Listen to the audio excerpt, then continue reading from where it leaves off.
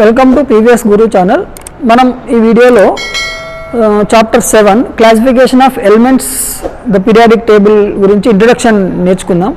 ఇక్కడ classification of elements, classification అంటే ఏంటంటే మనం ఒకే కేటగిరీకి సంబంధించిన ఎలిమెంట్స్ని ఒక దగ్గర పెట్టుకోవడం, దాన్ని క్లాసిఫికేషన్ అంటాం. సో దీనికి మరి ఎందుకు ఇది చేయాలి సార్ అంటే, మనకు చాలా ఎలిమెంట్స్ ఉన్నాయి, నెంబర్ ఆఫ్ ఎలిమెంట్స్, అవన్నీ గుర్తుపెట్టుకోవడం, బైహార్ట్ చేయడం చాలా కష్టం. కాబట్టి ఒకటే ప్రాపర్టీ ఉన్న ఎలిమెంట్స్ అన్ని ఒక ప్లేస్లో పెట్టుకుంటే ఓకే, ఈ ప్లేస్లో ఉన్నవన్నీ ఇవి.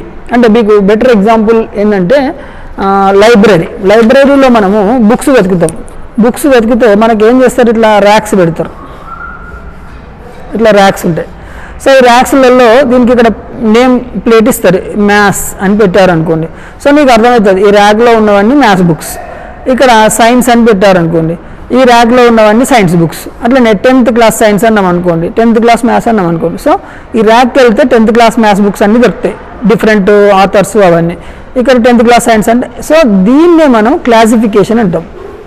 ఓకేనా? ఒక పద్ధతిలో, క్రమమైన పద్ధతిలో అరేంజ్మెంట్ చేసుకునే దాన్నే క్లాసిఫికేషన్ ఆఫ్ ఎలిమెంట్స్ అంటాం. ఓకేనా? సో దాన్ని ఏ రూపకంగా ఇచ్చారంటే మనకు పీరియాడిక్ టేబుల్ రూపకంగా ఇచ్చారు. సో ఇందులో మనకు మెయిన్ టేబుల్ వచ్చేసరికి 18 గ్రూప్స్ 7 పీరియడ్స్, మొత్తం ఎలిమెంట్స్ అన్నిటినీ ఒక ప్లేస్లో ఒక క్రమ పద్ధతిలో అరేంజ్మెంట్ చేశారనమాట. ఆర్గనైజ్డ్ ఫామ్ అంటాం, ఆర్గనైజ్డ్ అనేది ఇంగ్లీష్లో, అంతేనా? క్రమ పద్ధతి అనేది తెలుగులో, అంతే.